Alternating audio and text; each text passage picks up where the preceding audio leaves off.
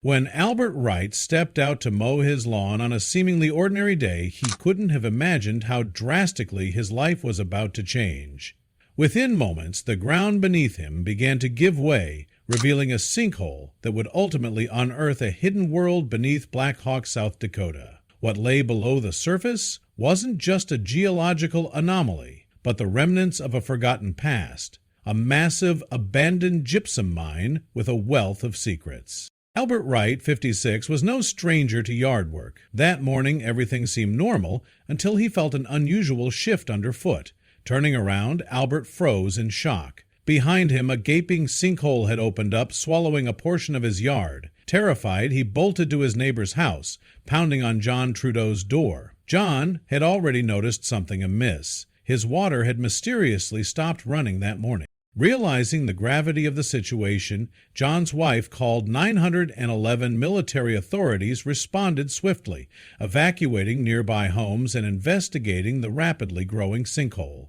To everyone's horror, another sinkhole appeared just across the street. 6 families were immediately displaced, and as experts began probing the cause, that number would double. What they uncovered turned this small-town emergency into a story of national intrigue. Enter Adam Weaver, a seasoned caver and vice president of the National Speleological Society.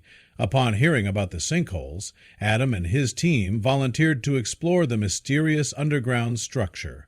The sinkholes led to a vast gypsum mine. Abandoned for decades, stretching over 600 feet, the mine contained relics of its operational past, old drilling holes, mining tools, and even a handcart.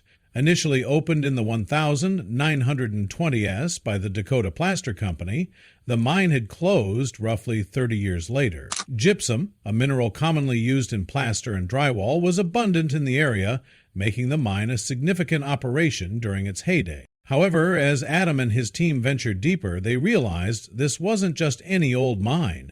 They discovered railroad tracks used for transporting materials and tunnels stretching up to 2,300 linear feet, some with ceilings as high as 30 feet. The sheer scale of the mine was mind-boggling, but even more surprising were the unexpected artifacts they found.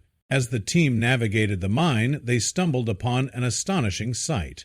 A 1,954 Ford Crestline Sunliner wedged between rocks and dangling precariously. The car's presence deep in the mine was a mystery. How had it ended up there?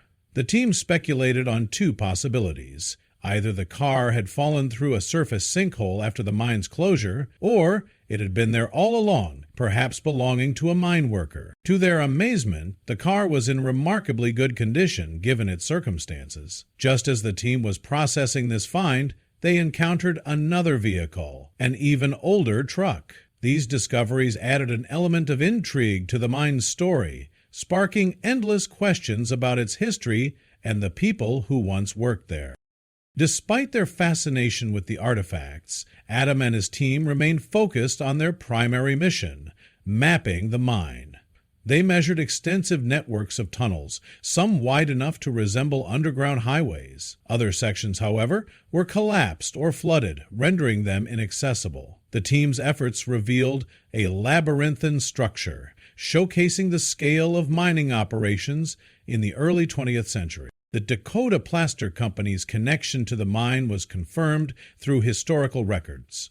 The Rapid City Journal archives detailed the company's opening in 1910, cementing the mine's significance in local history. However, this history was now a double-edged sword for the residents of Black Hawk. The discovery of the mine was bittersweet. For the 12 families displaced by the sinkholes, it was a devastating revelation. Approximately 30 to 35 individuals were forced to evacuate their homes, many of which were deemed unsafe. Among them was John Trudeau, who, like Albert Wright, faced an uncertain future. To make matters worse, insurance companies refused to cover the damage caused by the sinkholes, citing policies that excluded such events. Both John and Albert reported being denied compensation, leaving them and their neighbors in financial limbo. With little recourse, many families turned to crowdfunding platforms like GoFundMe to seek assistance. As residents grappled with their losses, Questions arose about who was responsible. Public records revealed that the Meade County Planning Board had approved the development of the neighborhood despite knowledge of the mine's existence. This revelation sparked outrage among residents, leading to a lawsuit targeting the county, developers, and state real estate agents. The lawsuit alleged negligence, accusing officials of turning a blind eye to the potential risks posed by the abandoned mine. Residents argued that proper assessments and transparency could have prevented the disaster. The case underscored the importance of accountability in land development and the ethical responsibilities of those involved. The mine's discovery had implications beyond the neighborhood. Engineers were called in to inspect nearby Interstate 90, a major highway running through the area. They examined 1,500 feet of the road and 60 feet below its surface to ensure its stability. Thankfully, the highway was deemed safe, but the incident served as a wake-up call about the hidden dangers lurking beneath developed areas. For the residents of Black Hawk, the sinkholes were more than just a geological phenomenon. They were a source of immense stress and heartbreak. Losing their homes and grappling with financial uncertainty took a toll on the community. Yet, amidst the chaos, there were moments of resilience and solidarity. Neighbors banded together to support one another, sharing resources and offering emotional comfort. Community fundraisers were organized to help displaced families, highlighting the strength of small-town connections in the face of adversity. From a scientific standpoint, the sinkholes and the mine presented a unique opportunity to study the region's geology and history. Gypsum, the mineral at the heart of the mine's operations, is known for its solubility in water, which makes areas rich in gypsum particularly prone to sinkholes. The Black Hawk incident underscored the need for thorough geological assessments in regions with similar characteristics. Adam Weaver and his team's work provided valuable data about the mine's structure and its role in the local economy during the early 20th century. Their findings also sparked broader discussions about the preservation of abandoned industrial sites and the potential risks they pose to modern communities.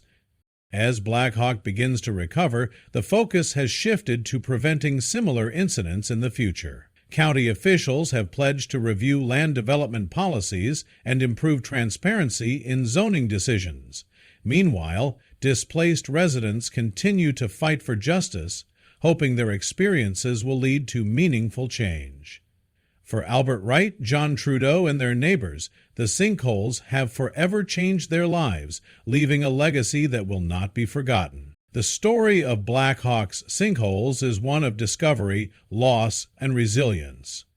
From the moment Albert Wright's lawn gave way to the exploration of the massive gypsum mine, the incident has captivated the nation. It has revealed the hidden dangers of abandoned industrial sites, the importance of geological awareness, and the enduring strength of community in the face of adversity. As researchers continue to study the mine and its artifacts, and as residents rebuild their lives, the story serves as a reminder of our shared history and the lessons we can learn from it. The sinkholes of Black Hawk may have uncovered a forgotten past,